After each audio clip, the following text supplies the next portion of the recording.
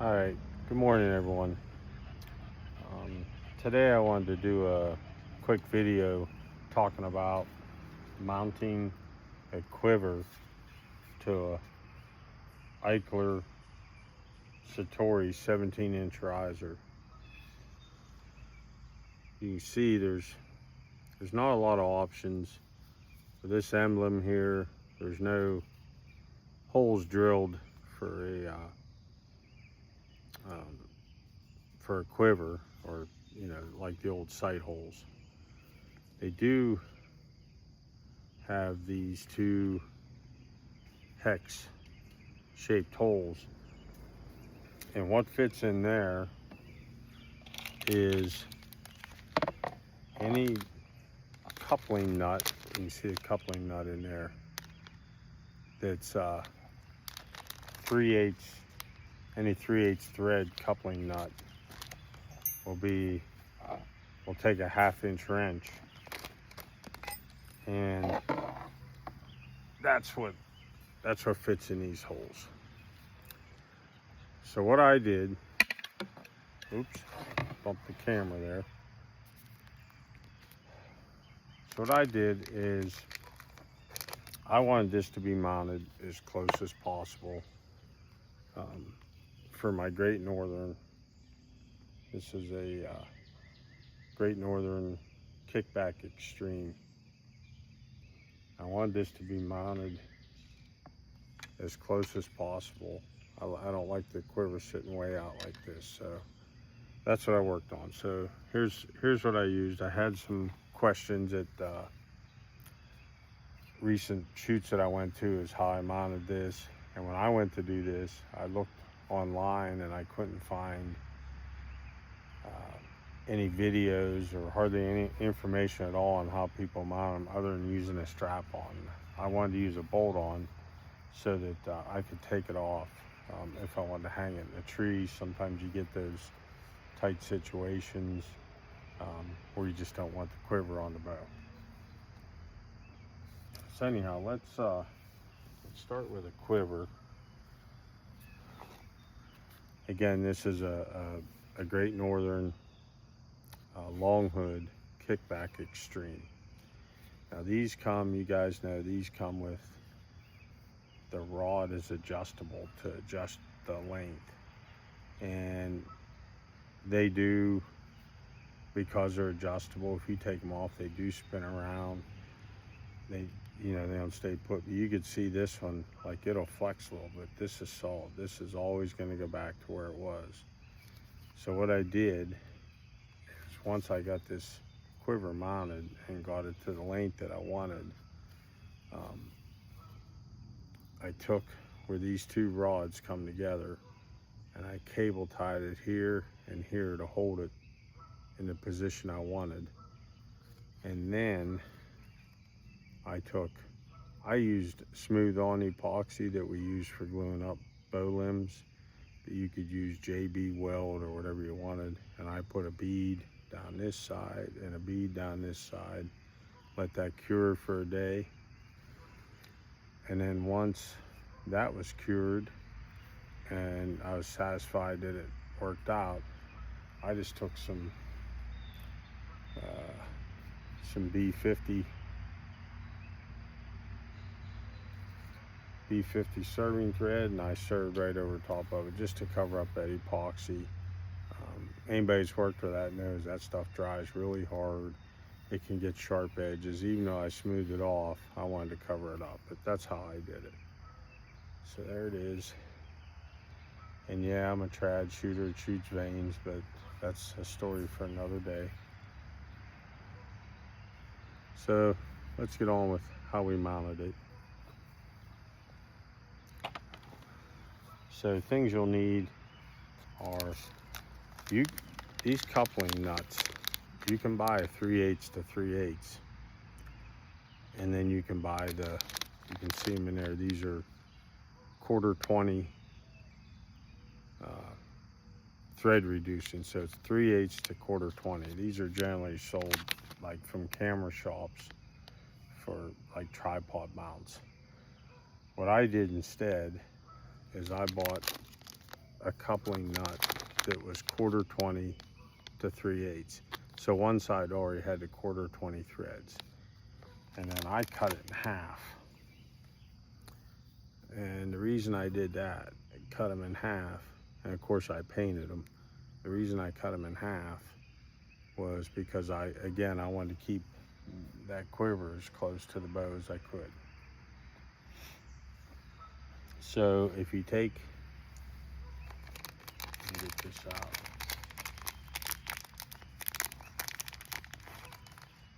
So you can see, let's see if we can get this to focus. So this is 3/8 threads. I think they're 3/8 to 18 thread. I can't remember the thread count on the 3/8 side. Maybe this bag will tell us. That just says 3/8. So that's a 3/8 side, and then this already came 1/4 20. And of course, like I said, I cut it right in half. I tried to cut it. If you look in there, you can kind of see where the 3/8 threads end. There's a little bit of a stop, and then the 1/4 20 threads are on the other side. So cut that in half. Here's your 1/4 20 side already ready to go. Threads all the way through. And then this was the 3/8 with the 1/4 20 thread reducer in there. So you need those.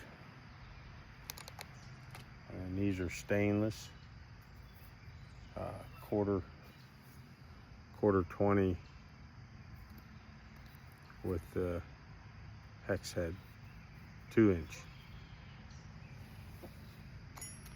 And then you can get, and all this stuff, you can get all this stuff off Amazon. And these I used are thumb knot, 1/4 20. So the way it mounts is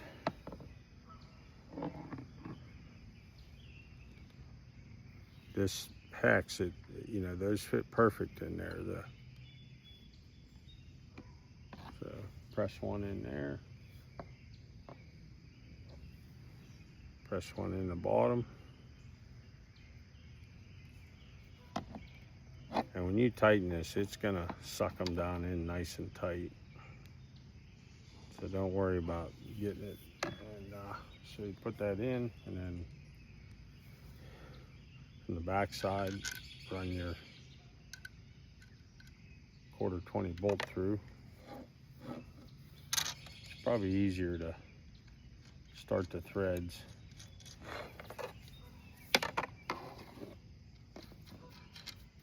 Start them down,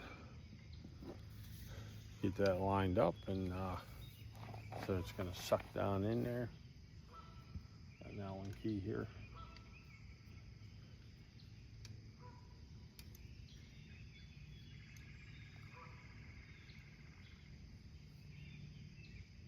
Okay, there's the bottom one. That top one's still in there.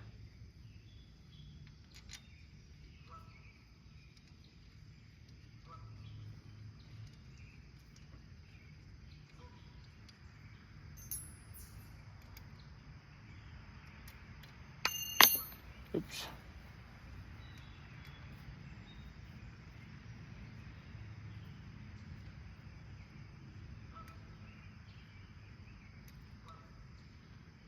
Okay, snug that right down. So now, those sit down in there pretty nice, the bolts into that hole. You don't need a wash or anything. So there we go, you got, I don't know, maybe an inch sticking out. And it's just simple as dropping down his bolts. Take your thumb nuts. Oops. There we go.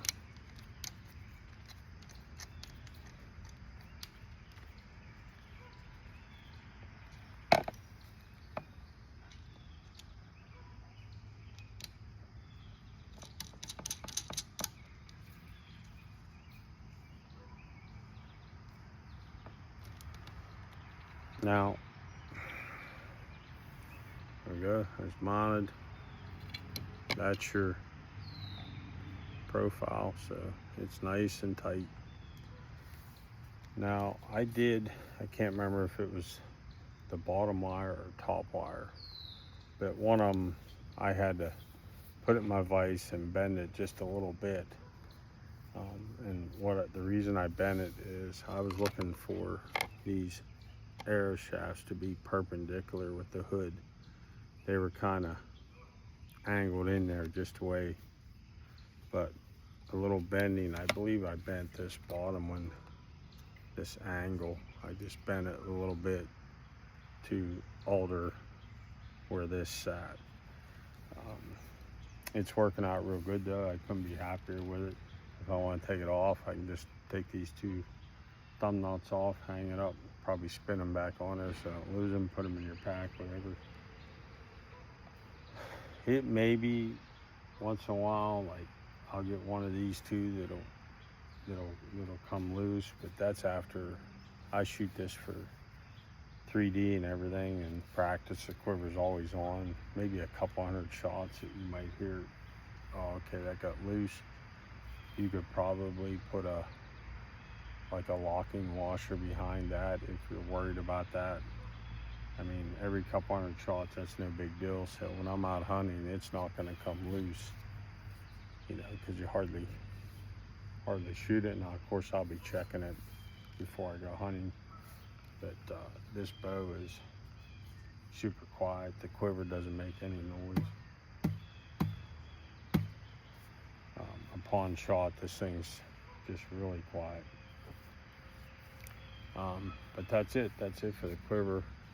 Hope this helps somebody out, because like I said, when I went on and looked for information, how am I going to mount a bolt-on quiver onto this Satori? I couldn't find much information. And then after a few guys had asked me at the IBO shoot last week about how I mounted it, I thought, well, I'll take the time and make a little video. Now that I'm retired, I'm going to start making a few more videos on gear and some hunting videos and whatever. So if you want to subscribe, give me a like if you would. Maybe I'll get some more content out there. I'm thinking later this week, I'll maybe do a little video, talk about how I switched from shooting from the shelf with feathers to this NAP center rest flipper and 2-inch blazer vanes. And that's another move that I couldn't be happier with, especially with elk season coming up here in 6 weeks. I couldn't tell you, traipsing through alders, how many times by midday all my 4-inch feathers were matted flat down to the shafts, and I didn't have a whole lot of confidence in getting good broadhead flight with flat feathers. So I decided to go with the vanes for elk season and deer season this year. I can tell you that, well, like I said, we'll do another video on that another day. But it was a quick change to go from shelf and feathers. It was just a matter of mounting the rest and raising my knock points up to the equivalent of where they were off the shelf, and it tuned perfect without any other changes. All right, guys, check in. We'll do some more videos later, and again, I hope that helps somebody.